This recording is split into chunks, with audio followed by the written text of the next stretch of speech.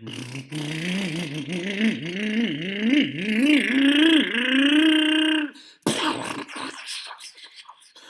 hat!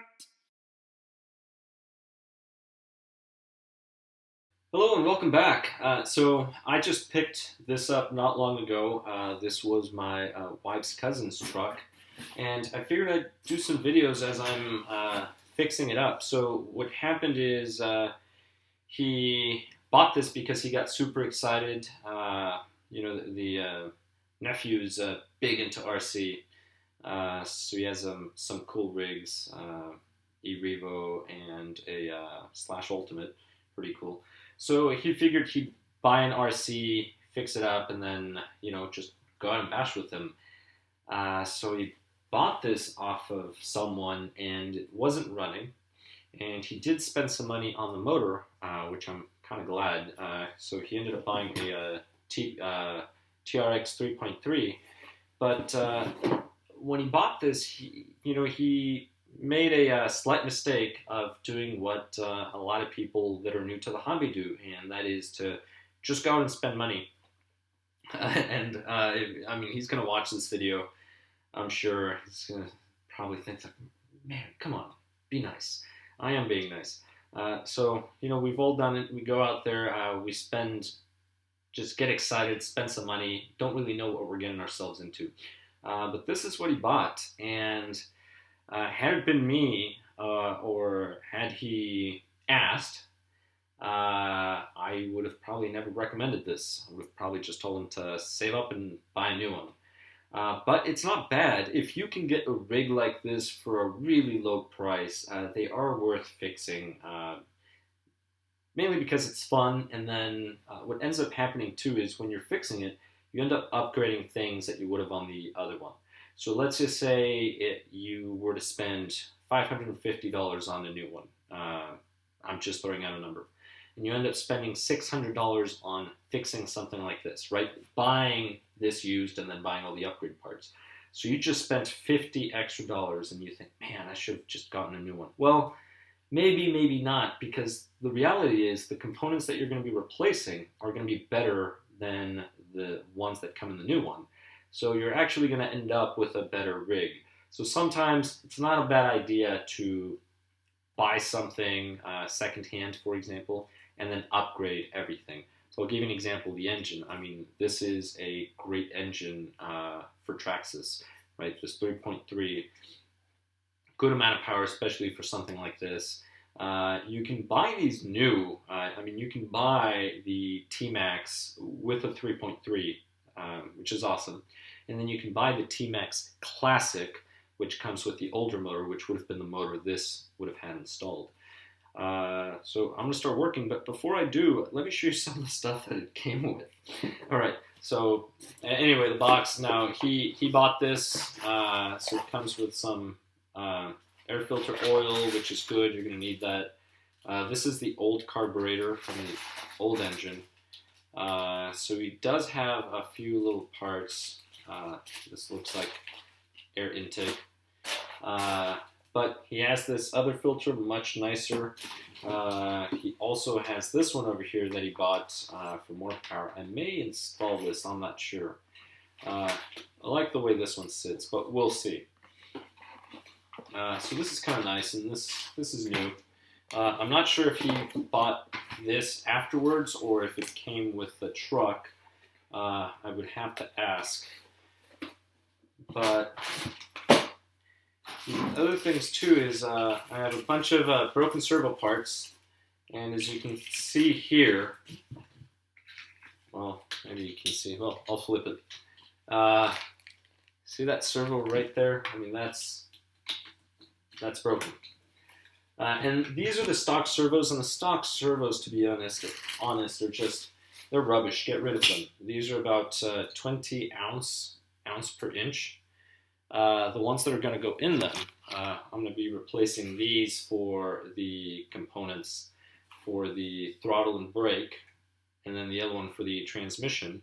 And these here are 125.2 ounce inches. And then for steering, I want to be replacing this one over here, which is 222.2. So much better than what comes stock, and the prices are pretty good. You can get these for about $25. This one was, let's see, $43.99 at the time of purchase, you know, plus tax if you pay taxes, particular area. So say, let's just say it's $100 for all three servos, and they're much better than the stock ones. And this thing's, you know, it was already taken apart. This is the receiver box. This would go there. We have a pull start, which I hate pull starts, especially in cold weather. This one does have the electric start system, or easy start. I don't know if it works. He has this, so this came with it. The only problem is, as I will demonstrate, there's no battery. So you have to buy a whole new battery, which is about $25. Again, if you pay taxes, add taxes. But it's a different connector as well. So this here, I may end up opening this up and just soldering a regular Traxxas connector and see if it works with my Traxxas battery, and do that. Because I will be trying this system, see if it works using this harness. If not, I'm just going to redo the wiring harness, just use a regular glow plug starter, which I picked up a new one just for this build, right here. This one was $26, and it comes with a battery, indicator, charger. So I may do with that. I mean, I'm not sure how reliable the system is. Maybe it's very reliable, could be. And I may wire the starter separately. Now, I did have one of these, but whoever sold it to him with a battery. Luckily, there is a battery, but there's no charger. So there's no charger in here. He bought a little piece of fuel tubing, which is fabulous. I mean, you can buy these small little things, or you can just buy a reel. I'd rather just buy it like this. But it depends how much fuel tubing really you're going to need. If you're just getting started, you're probably going to look at something like this. And this is the best part. This is the best part.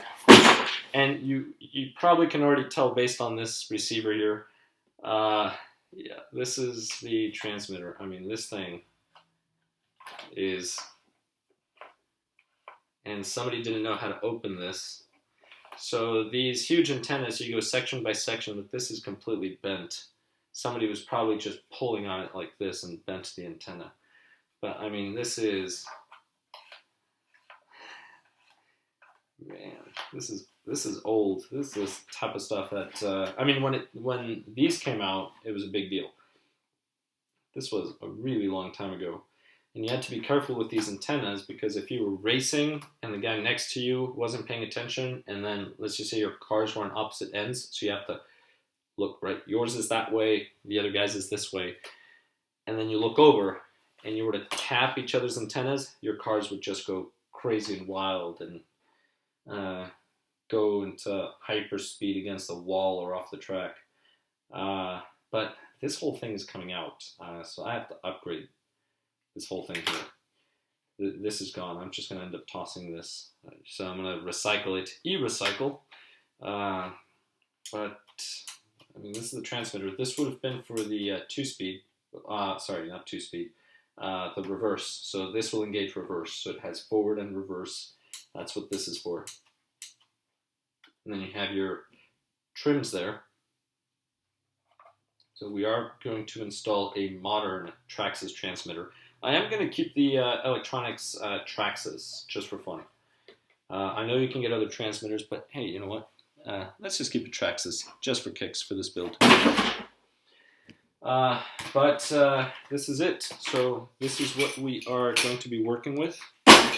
And this is going to be our project. Now, the other thing too that I'm going to end up doing is I am going to do a teardown. But other than doing a teardown, I'm going to be replacing some screws in the process. And the reason why is this truck comes with Phillips screws. So I have to use one of these drivers. which I guess most of you are saying, well, that's fine, right? We all have these drivers. Yeah, these are horrible.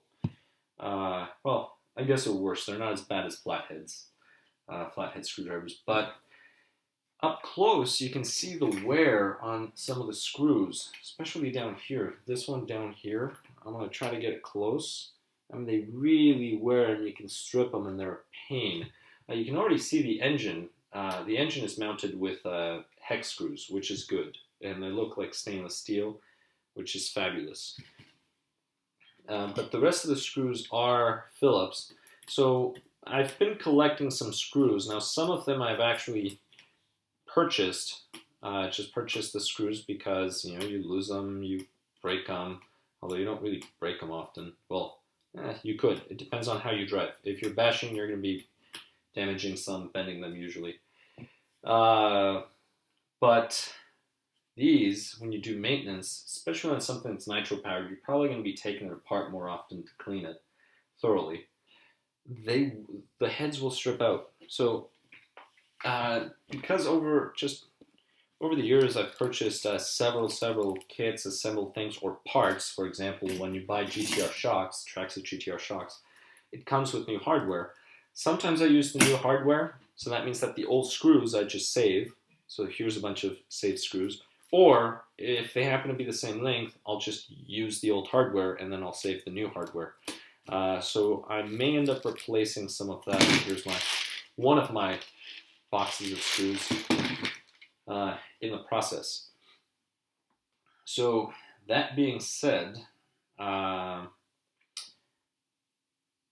going to get started with a teardown and then build it back together. But when I build it back together, I'm going to be replacing the parts. So keep that in mind. The transmission is the one that I'm kind of worried about, but I think it works. It should work. I mean, this is the one that would engage it. This servo down here. No, that's the brake. Sorry, which one is it? It's this one over here. It's the broken one. So really quick, one of the problems with these servos is they were too weak. So sometimes they didn't have enough torque to actually engage or disengage the reverse gear. But that being said, stay tuned, and we are going to start restoring this monster.